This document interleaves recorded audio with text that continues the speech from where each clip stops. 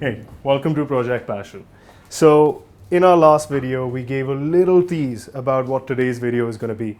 And in case you didn't get it, it's about photography. And since it's about photography, what better place to be than Mahatta&Co in CP in New Delhi? Just to give you an idea, they've been doing this for the last 104 years.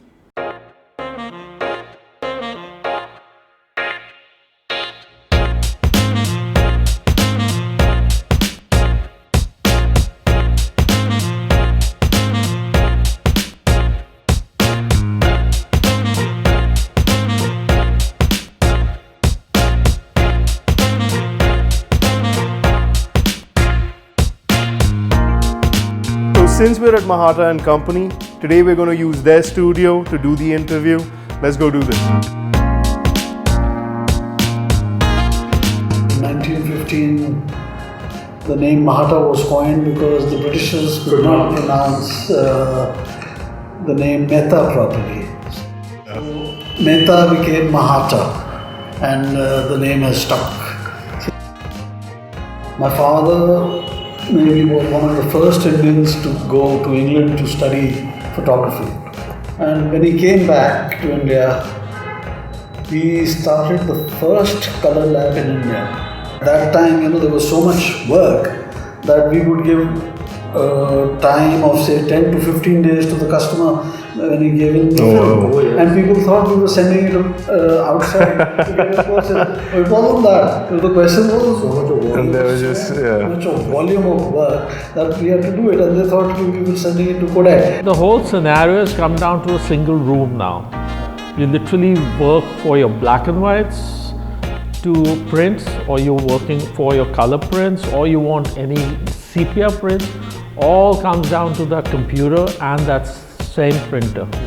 So all those lab, the whole scenario of all the basics about the lab, whether it's the dark room for the black and white or the color or for any other purposes, all I'm those actually chemicals pretty is done. sure that most people watching this video don't realize that you need a separate dark room for color and black and white. Absolutely. For color, you could not have any light at all, whereas with No black and light white, at you could all. have a little red bulb in the Yes. corner. Yeah. I started collecting cameras when I was in school. And I was always fascinated by the new technology which after every few months would crop into cameras.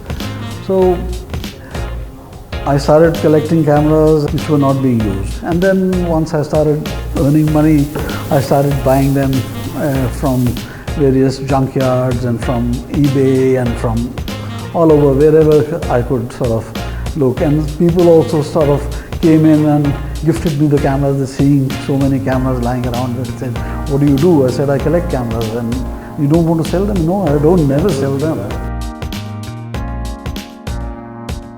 This is a very rare piece. It's a Rolleiflex wide angle. About 3,500 of these pieces were only made. There were not too many of these made. So this is a very prized possession I have. This is a fantastic, amazing piece of technology by Hasselblad, the 500C.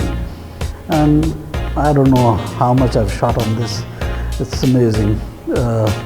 All my professional work and other things, interiors, buildings, factories, mines, I've taken this all over and it still works absolutely perfectly.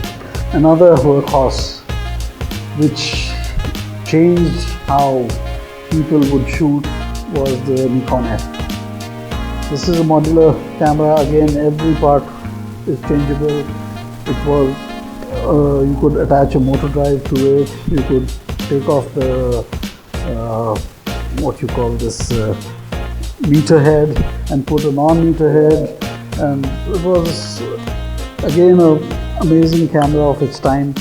This came out in the early 50s.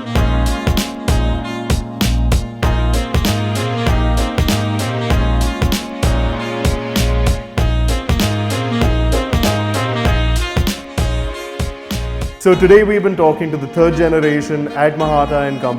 If you enjoyed the video, please do like, share and subscribe, and also hit that bell icon. And as far as the fourth generation of Mahatta&Co., For that, we're going to have to turn the camera around and go to the guy behind the camera.